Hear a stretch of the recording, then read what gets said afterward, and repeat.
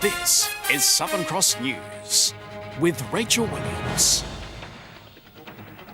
Good evening. A woman is fighting for life and 4 others are recovering in the Royal Hobart Hospital tonight following a serious crash in the state's south. The 2-car collision occurring late yesterday afternoon on the Tasman Highway at Runnymede. Our reporter Jacqueline Robson has the latest. A woman remains in a critical condition here at the Royal Hobart Hospital after being airlifted from the crash scene last night. Police say the 2 cars collided at 4:40 yesterday afternoon on Bustmigall Hill on the Tasman Highway at Runnymede. The woman seriously injured was a passenger in the white hatchback. The driver of that car was also hurt. The female driver of the second car and 2 other passengers were injured. They were transported to hospital by ambulance where they remain in a stable condition. That accident's being investigated in regards to who may be at fault or what the contributing factors were. Police are also investigating a fatal jet ski accident at Marion Bay in the early hours of this morning.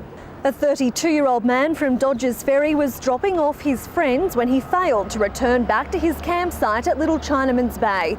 Police were alerted around 1 o'clock this morning when his mates found his damaged jet ski.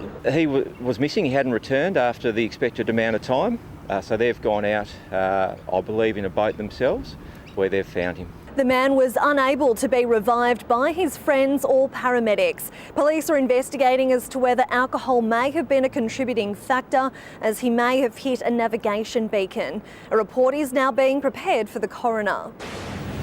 Tasmania Police has swarmed the Rebels Motorcycle Clubhouse in North Hobart in what appears to be a search of the property.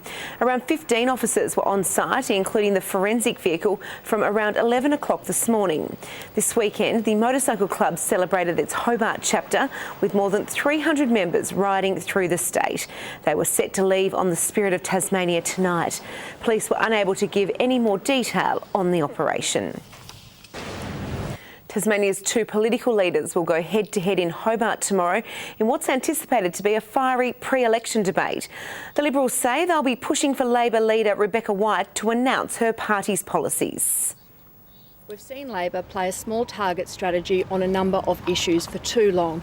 They squib from the sidelines yet fail to actually deliver any kind of credible alternative.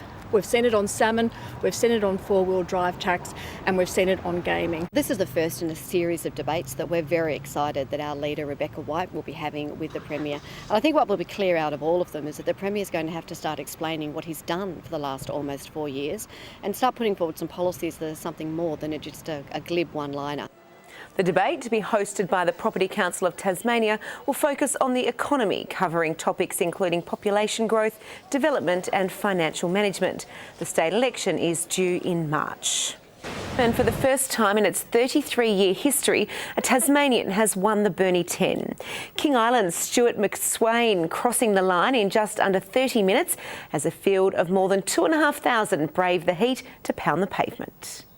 A sea of thousands taking off on what would soon become an historic race. Athletes led the pack from the start, but not too far behind were those wanting to have a little fun and others who were out to make a difference. We did this because we want to get kids like Jack, just like Jack, out to have adventures they never thought possible. This is a memorial thing that I do every year. My sister was in hospital when I was training for the first Burnie 10. And she said that she'd come in the next year with me and she didn't make it, so this is what I do for her. More than 2,600 people took part, running from Burnie's main street onto the highway and back. For the first 7 kilometres, it was a tight race, but at the 8k mark, King Island's Stuart McSwain took the lead. From there was no stopping the self-proclaimed King of King Island. The 22-year-old becoming the first Tasmanian male to win the Burnie 10, running home in just under 30 minutes. You are a star! Well done, Stuart McSwain. Fantastic effort. It was pretty tough this year. It was windy, so it was pretty slow for the first 7k. And then I sort of heard the home crowd that last 3k and I decided that's when I was going to make my move, and it paid dividends in the end. Olympian Eloise Wellings backed up her win from last year, again being the first female over the line. I've had some experience for this course, so I know about that westerly on the way back. And I just tried to stay in control, use my mental tools as much as I could, especially when it started to hurt. The heat took its toll on some competitors, while others had a cruisy ride. What was it like out there?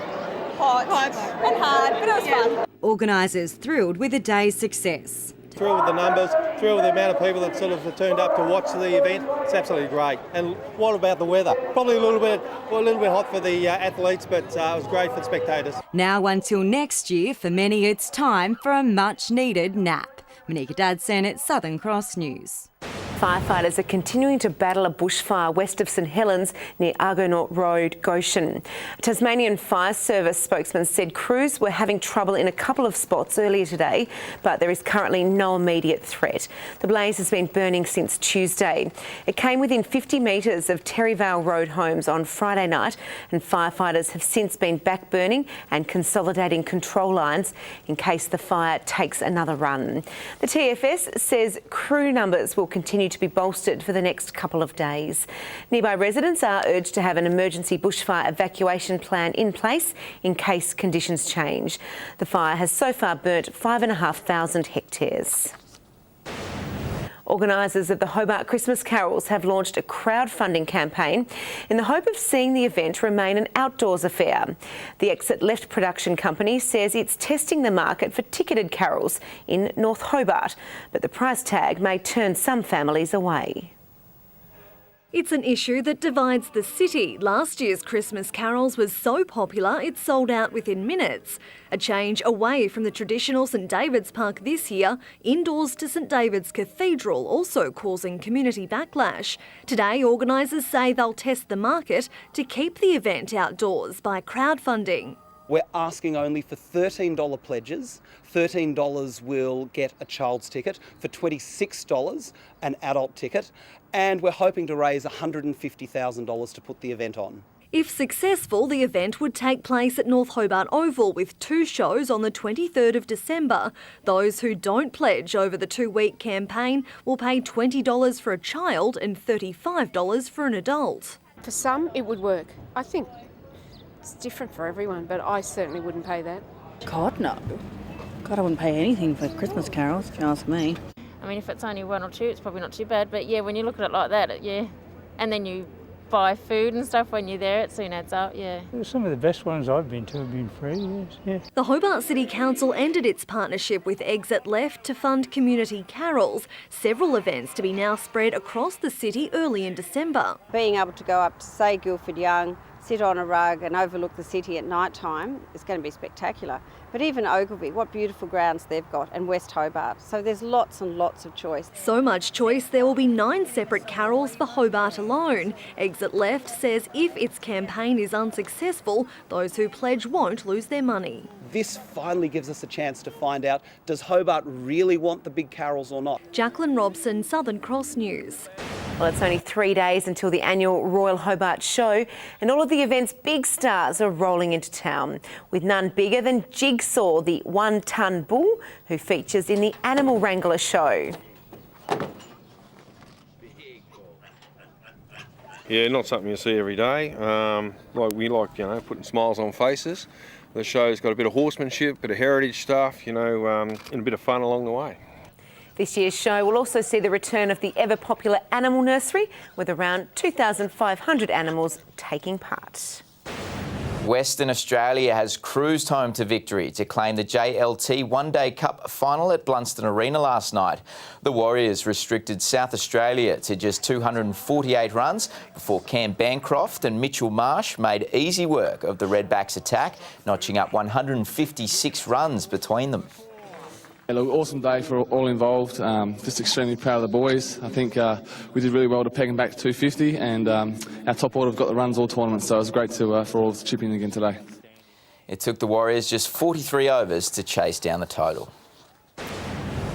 Hobart boxer Jaden Plugger Joseph's goal of a top 10 Australian cruiserweight ranking is looking every bit achievable after the heavy hitter kept his undefeated professional record alive in Melbourne last night, once again showcasing his toughness. Keen to keep his undefeated pro record intact, the hard-hitting Clarendon Vale product once again left it all in the ring and was once again rewarded for it. 6-4 your winner by a majority points decision, fighting out of the blue corner. taking on veteran cruiserweight Cliff Chamberlain Jr. at last night's Punches in the Park 6 at the Melbourne Park Function Centre. Plugger was expecting a tough fight, and that's exactly what the Victorian gave him, as the two traded blows for the opening 2 rounds. Joseph landing several of his trademark shots in the third, but Chamberlain Jr. took them on the chin, refusing to go down. Plugger avoiding any damage as he wore his opponent down to finish strong in the 4th and final round, doing enough in the judges' eyes to claim another impressive win for the year that could potentially see him jump inside the Australian top 20 cruiserweight rankings. Former Australian track and field star Melinda Gates has shared some of her tricks with the next generation of Tasmanian athletes during her explosive speed clinic at the Clarence High School today, teaching correct running techniques and how to prevent injury. Getting on your mark, you make sure your feet are about that far apart. Okay, then we go set, we're down, and then you've got to drive this arm bang to come straight through. The 3-time Olympian and Commonwealth Games bronze medalist runs her clinics throughout Victoria and New South Wales also. And after taking out today's Burnie 10, King Island's Stuart McSwain says he'll now turn his attention to April's Commonwealth Games on the Gold Coast. McSwain has had an impressive 2017, including representing Australia at numerous World Championships. He says today's win was a good way to finish the year. And now the focus turns to 2018, making sure I get on the team for Commonwealth Games, whatever event it is, and then trying to do Tassie proud there. As long as everything goes well over the next couple of months, I hopefully can. McSwain across the line in 29 minutes and 59 seconds. About 3 hours quicker than I would have done it, I think, Rach, and that wraps up sport. Good evening. Hobart and Launceston both reached a top of 22 degrees today, which was the state's high. It was 20 degrees in Burnie and 21 in Devonport. 20 was the top today for Ooze and Friendly Beaches. It was 18 at St Helens and Maria Island, 16 at Lowhead and Strawn, and 14 degrees at Lyowini. Here we can see low cloud over Tasmania and parts of the mainland due to a high pressure system over the Bight. On the close-up, widespread low cloud about the west with scattered low-level cloud elsewhere. Tomorrow the chart shows that high remaining over the Bight and Central Australia with a ridge over New South Wales and Queensland. Taking a look at the coastal waters, northwest to southwesterly winds, mostly 15 to 20 knots, swells to 2.5 metres in the west and south. There's a strong wind warning for lower eastern and southeastern coastal waters from Wineglass Bay to Southeast Cape.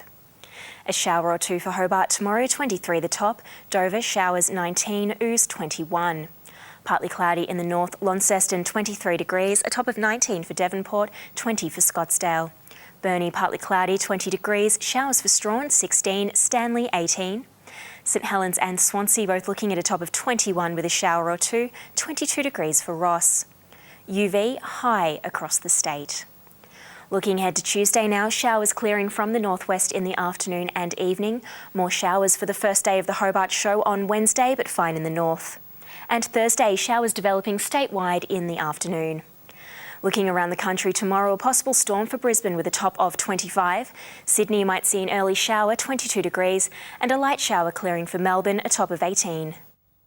And right now in Hobart, it's 17 degrees and partly cloudy, Launceston 18 and clear, and Devonport 19 and clear.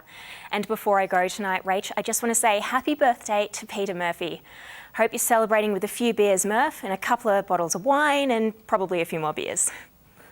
I don't think he needs any encouragement. Thank you for that, Britt. And yes, happy birthday, Murph. We do all love you. Well, that's all your news for now. Thanks for joining us. Have a great evening. Good night.